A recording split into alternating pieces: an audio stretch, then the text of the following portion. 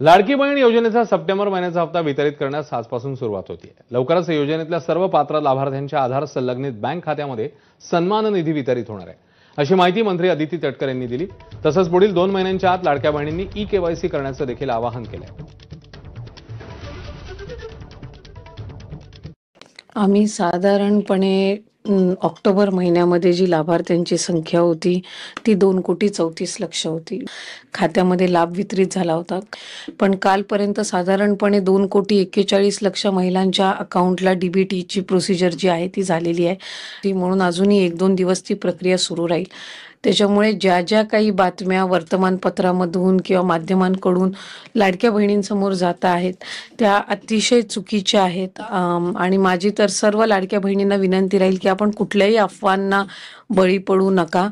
कुठेही आम्ही कुठल्याही लाभार्थ्याच्या खात्यातून परत काही लाभ घेतलेला नाहीये, रिफंड केलेला नाहीये। राज्याचे मुख्यमंत्री असतील फडणवीस साहेब, उपमुख्यमंत्री शिंदे साहेब असतील किंवा 2 दिवसापूर्वी अजितदादांनी सुद्धा प्रसार माध्यमांच्या सोबत संवाद साधत असताना माहिती दिली की आम्ही कोणाचेही पैसे त्यांच्या खात्यातून परत घेतलेले नाहीयेत, कोणाचेही पैसे परत घेण्याच्या संदर्भातली चर्चाही नाहीये।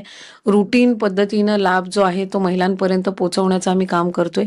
काही वर्तमानपत्रांनी 30 लाख, 35 लाख, 40 लाख, 60 लाख, उद्या म्हणतील 1 कोटी, 35 लाख, 40 लाख, 60 लाख, उद्या म्हणतील 1 कोटी, अशा पद्धतीचे जे काही तिथे जी माहिती देण्यात येत आहे ती अक्षरशः चुकीची आहे।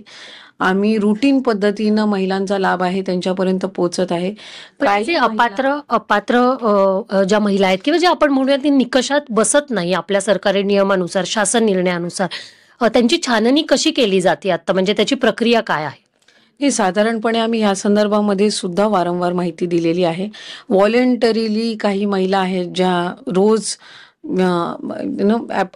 त्यांचे जे काही अर्ज आहेत ते वेगवेगळ्या स्तरावर विभागाकडे प्राप्त होत आहेत। काही खाली ग्राउंड लेवलला जे आहेत अंगणवाडी सेविका असतील त्यांच्याकडे, किंवा खाली तहसील कार्यालयाकडे किंवा विभागाकडे, विभागाच्या जिल्हास्तरीय किंवा तालुकास्तरीय जे अधिकारी आहेत त्यांच्याकडे त्या संदर्भातले जे अर्ज येतात की आम्ही ह्या योजनेसाठी याच्यामुळे आता पात्र नाही आहोत, आम्हाला सरकारी नोकरी लागलेली आहे त्याच्यामुळे आम्ही आता पात्र नाही आहोत, किंवा आम्ही लग्न होऊन दुसऱ्या राज्यामध्ये गेलेलो आहोत त्याच्यामुळे आता पात्र नाही आहोत, किंवा आमचं उत्पन्न आता 2.5 लाखाच्या पुढे गेलेलं आहे म्हणून आम्ही पात्र नाही आहोत, किंवा आम्ही 4 व्हीलर गाडी घेतलेली आहे म्हणून आम्ही पात्र नाही आहोत।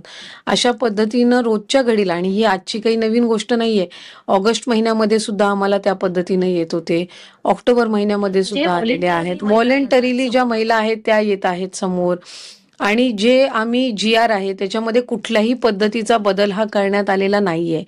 आणि बदल एकतर जे काही निकष आहेत हे जे जुलै महिन्यामध्ये जो आम्ही GR काढला होता, ऑगस्ट महिन्यामध्ये जे आम्ही त्या ठिकाणी सर्क्युलर किंवा शासन निर्णय जो निर्गमित केला होता त्यानुसारच आम्ही जी संपूर्ण पडताळणी आहे किंवा जी काही जे व्हॉलेंटरीली पुढे येत आहेत त्या संदर्भातली पण कारवाई सुरू आहे। आम्ही वित्त नियोजन विभागाकडे जे व्हॉलेंटरीली त्यांचे समोर आलेले आहेत आणि जे म्हणतायत की आम्ही आता पात्र लाभार्थी नाही आहोत किंवा आम्ही चुकीच्या, ही आकडेवारी रोज बदलत आहे। म्हणजे कधी 5 अर्ज येतात दिवसाला, कधी 10 येतात, ही काही हजारांमध्ये आहे, म्हणजे 2-5 हजाराच्या वरती नाही आहे। आणि त्या पद्धतीने हे अर्ज येतात, त्याचे पण अजून रिफंड चालू केलेलं नाहीये, अजून कोणाचाही 1ही रुपया कधी खात्यातून घेतलेला नाहीये विभागाने।